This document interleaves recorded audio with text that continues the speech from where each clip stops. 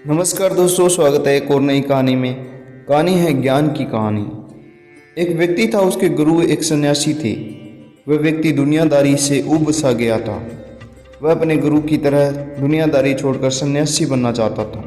उसे अपने परिवार को यह बात बताई तो सभी ने मना कर दिया, यह कहते हुए कि हम सब आपसे बहुत प्यार करते हैं।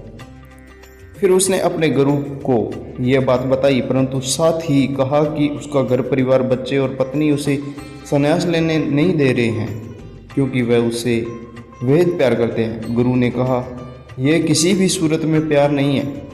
गुरु ने उसे बहुत समझाया, पर वह व्यक्ति नहीं मान रहा था। फिर गुरु ने वहाँ कहा, अच्छा ठीक है। गुरुजी उस व्यक्ति को मठ में ले गए। इसके बाद गुरु ने उसे योग विद्या सिखाई, जिसे वह अपनी सांसें रोककर मुर्दे जैसी अवस्था में घंटों तक रह सकता था।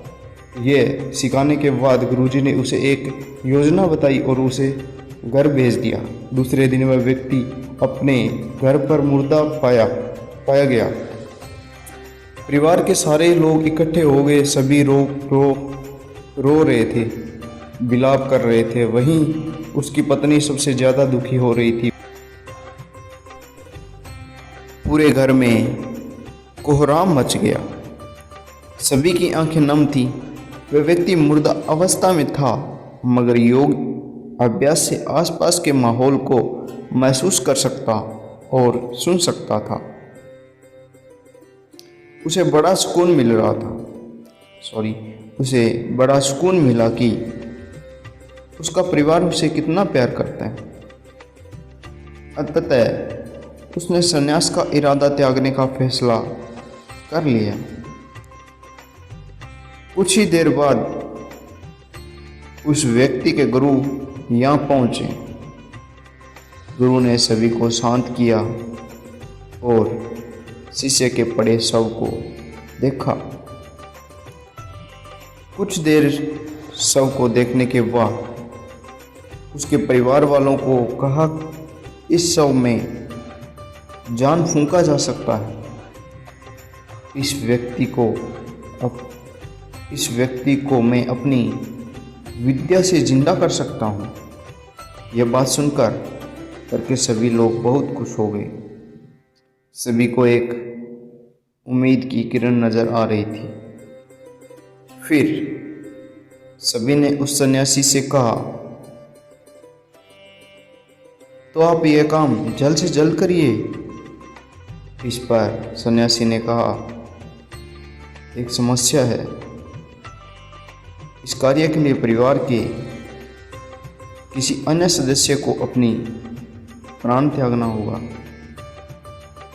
यह सुनकर सभी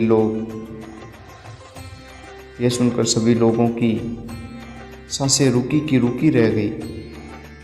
सभी ने एक दूसरे को देखा। सन्यासी ने परिवार के सभी सदस्यों से एक एक करके पूछा कि किसी ने भी हाँ नहीं कहा। सभी ने अपनी जान की जरूरत बताई और जिम्मेदारी भी। सन्यासी ने फिर उस व्यक्ति की पत्नी से कहा, अगर यह नहीं रहे तो तुम कैसे जियोगी? उसकी पत्नी ने तुरंत जवाब दिया, मैं इनके बगैर भी जी लूँगी। गुरु ने उस व्यक्ति के बच्चों से भी यही सवाल किया। उनका भी जवाब नहीं था। फिर यह सवाल उसके माता पिता से किया। उनका भी जवाब एक ही था। इसके बाद गुरु उस व्यक्ति के शव के पास आए और बोले, व्यक्ति तुम उठ खड़े हो जाओ। वह व्यक्ति उठकर बैठ गया। फिर उसके गुरु वहाँ से जाने लगे। उसने अपने गुरु को रोका और गुरु से कहा, मैं भी आपके साथ चलता हूँ। अब उस व्यक्ति को समझ में आ गया था कि उसकी ज़रूरत उसके घर में कितनी है।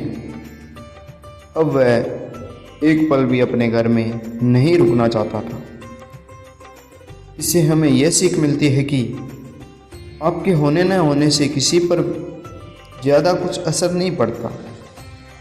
तो दोस्तों, ये कहानी आपको कैसी लगी हमें कमेंट में ज़रूर बताइएगा। मिलते हैं एक और नई कहानी के साथ। जय हिंद, जय भारत।